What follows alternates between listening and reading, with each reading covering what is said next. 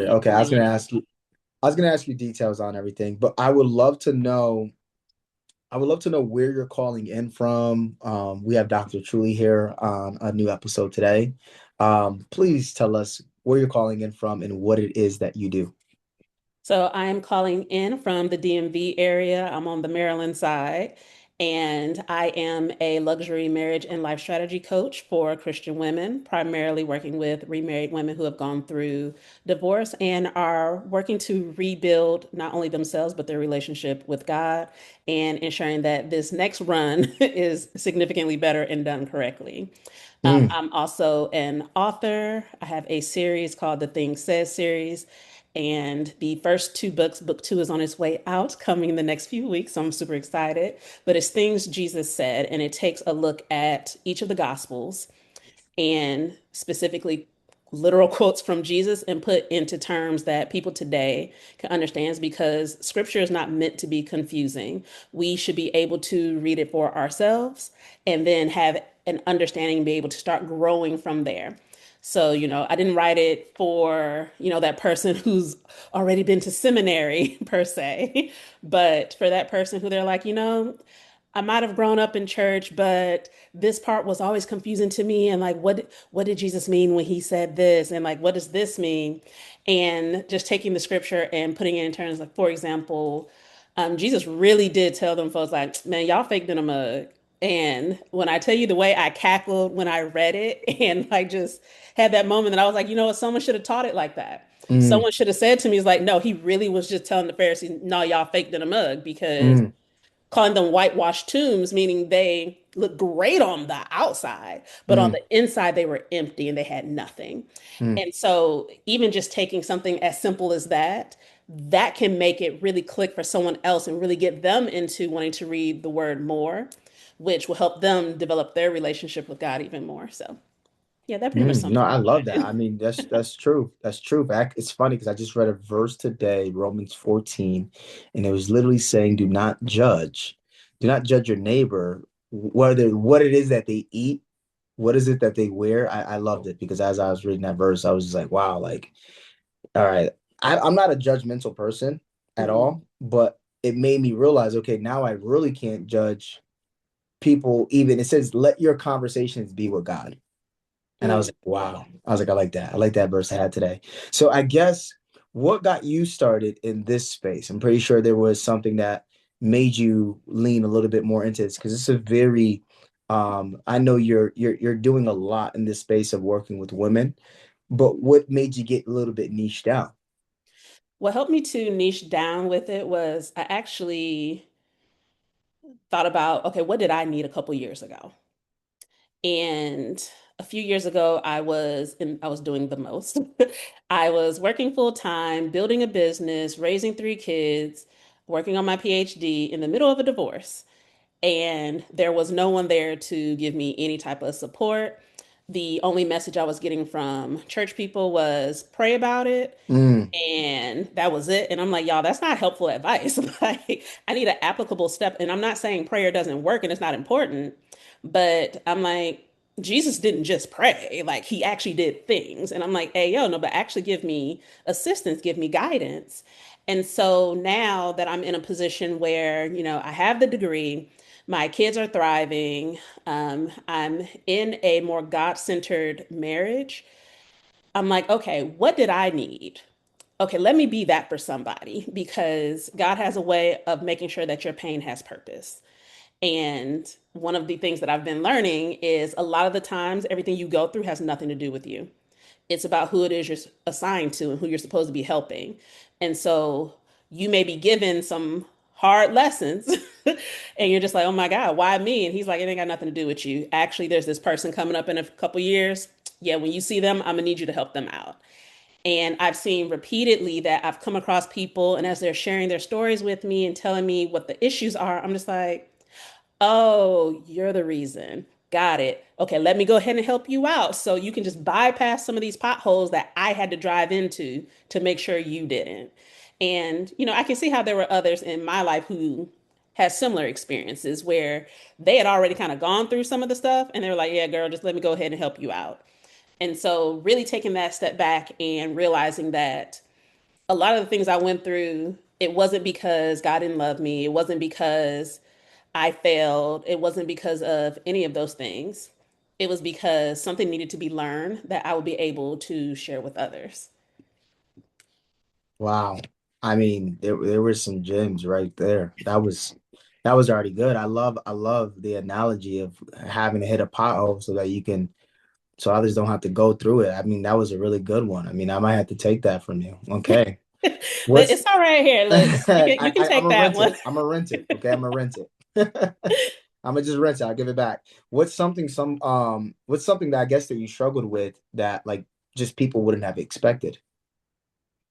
Hilariously, something that I struggled with was believing that I wasn't good enough to do anything and I wasn't going to be able to help anyone because I was always going through. When in reality, even in the midst of going through a lot of things, I was always helping somebody else. And I had to really come to terms with the fact, I know that sounds crazy to say it like that, but to come to terms with the fact that I was designed to serve. I know some people are called to different things, and I have always been in a position to teach and to serve. And I genuinely love teaching. I love seeing the light bulb cut on for people. I love seeing something click in place. I love seeing them be like, oh, yes, that makes sense. That's what I needed. Okay, now I can progress. And I'm like, I don't need credit for it. And even when I taught in the school system, I was always like, my name isn't the most important thing on the program. I want my students to look good, and I will do whatever I can to make sure that they're successful. You can give me a thank you, that's great, but I don't need the big name or all the attention, all the spotlight. And it's been like that. And I had to really accept that. It's like, oh, no, you were made that way. You were designed to actually be in a position to teach and serve. Wow. I know I love that. I love that a lot. So if someone came to you struggling like right now, Mhm. what's the first thing you help them fix?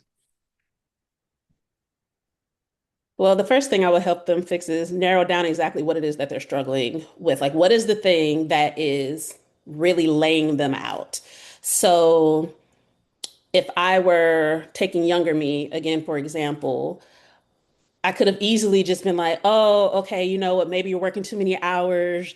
Just try to scale back a little bit. When actually, what was underlying that is that I had absolutely zero boundaries. Like, I was always giving, giving, giving, but I was never saying, okay, hold on. I can give, but not everything. Like I still have to be okay. I still need to be well because how am I going to continue pouring into others when I'm completely empty? And so, really getting to what the crux of the issue is would be my very first step in helping someone. And then from there, we will build in a system to help them address that. Mm. Yeah, I agree with that a lot. I like, I mean, me as a coach, I mean, I look at that perspective and I'm like, yeah, like what's the root? What's the actual thing?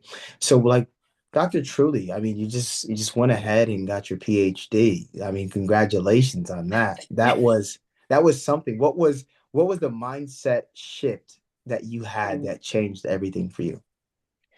I told myself every day that I was a genius, Mm, literally, even while crying. And when I tell you, I cried my way through that degree.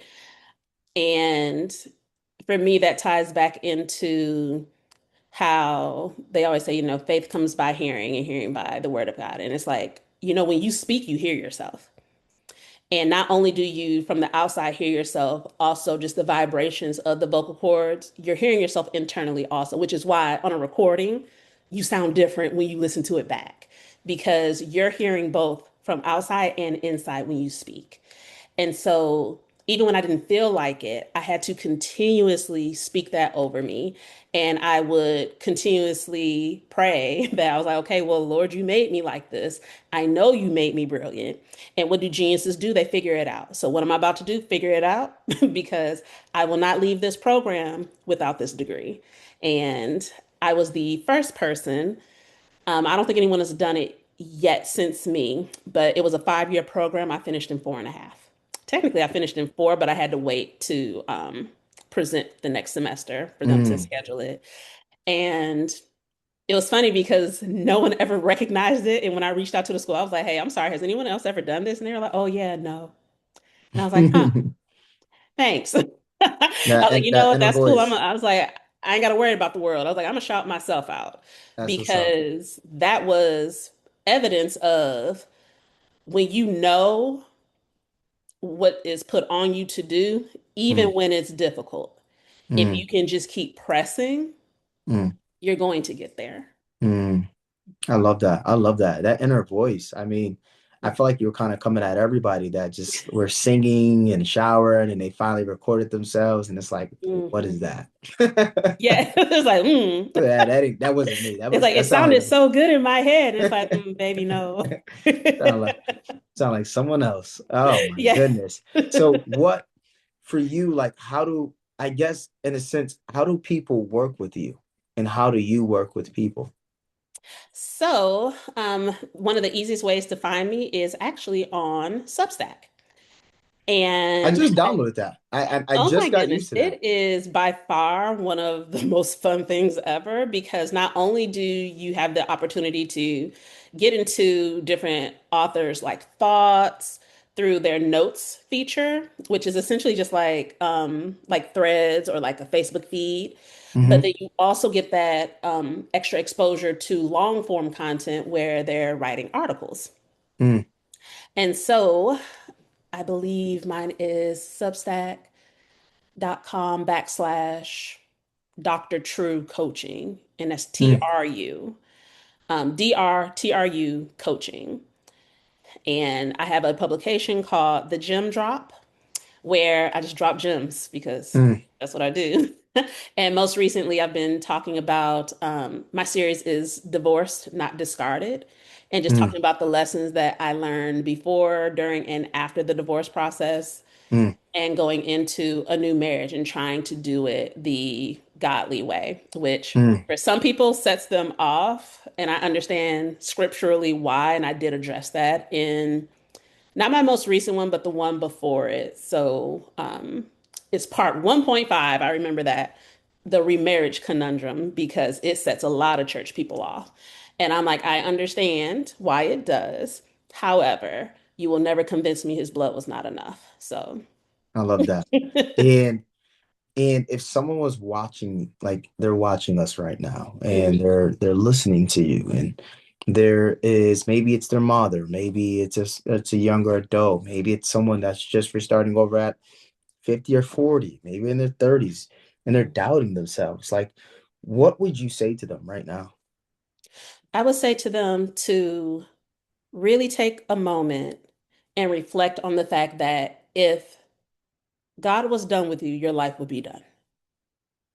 He has a history and a proven track record that when he's done with you, oh, baby, he's done.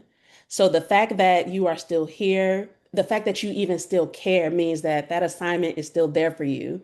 And you have to have support, be that a coach, be that friends, be that in therapy, be that a family member who genuinely supports you and cares about you.